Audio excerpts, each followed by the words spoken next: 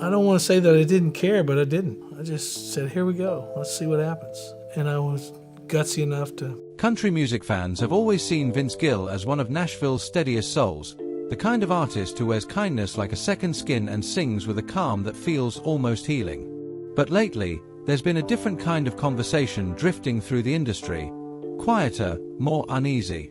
Because behind the warm smile and the timeless ballads, people close to Gill have started to wonder how much more heartbreak one man can carry before it finally shows. And for those who've followed his life closely, the warning signs didn't begin today. They started decades ago, back in May of 1989, when the country world was rocked by the sudden death of Keith Whitley. Only 33 years old, Whitley's life ended in alcohol poisoning, cutting down a voice many believed would have become one of the greatest in history. But for Vince Gill, it wasn't just a headline. It was personal. Whitley wasn't only a peer, he was a friend, someone Gill had shared stages with, laughed with, and quietly understood in a way only another musician could. When Whitley died, Gill wasn't just mourning a man, he was mourning the brutal truth that fame doesn't protect anyone from darkness.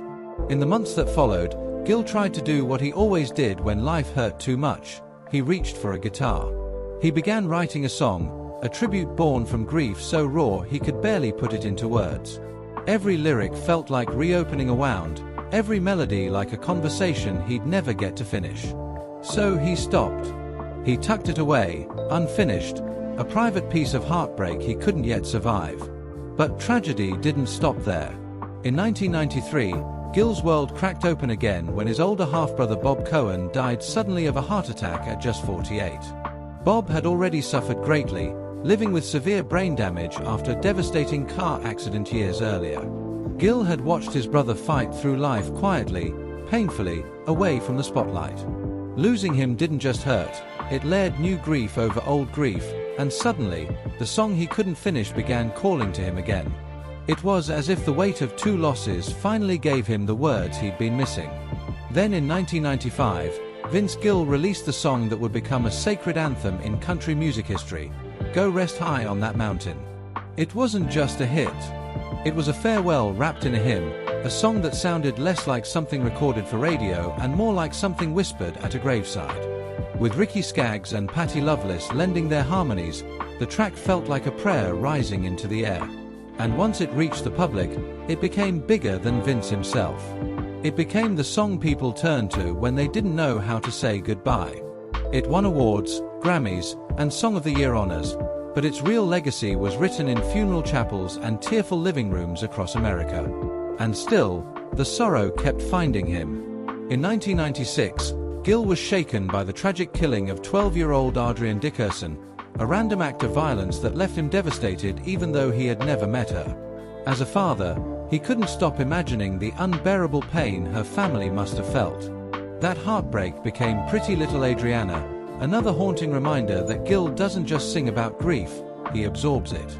Years later, in 2010, he faced yet another gut punch when his friend and collaborator Will Owsley died by suicide at only 44. The two had written Threaten Me with Heaven, a song about faith and eternity, and suddenly, it felt chillingly prophetic.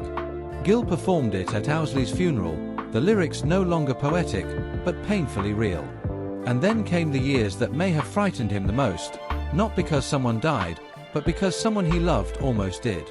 Between 2020 and 2022, Gill stood beside his wife Amy Grant through terrifying medical battles, open-heart surgery during the height of the pandemic, then a traumatic brain injury after a bicycle accident that left her unconscious and struggling with memory and balance issues.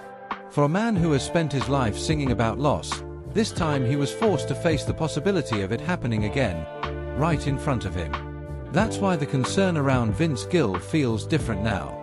Because when people say it's not looking good, they aren't just talking about age or exhaustion. They're talking about the emotional weight of a lifetime spent surviving tragedy after tragedy, and still stepping onto the stage like nothing is broken.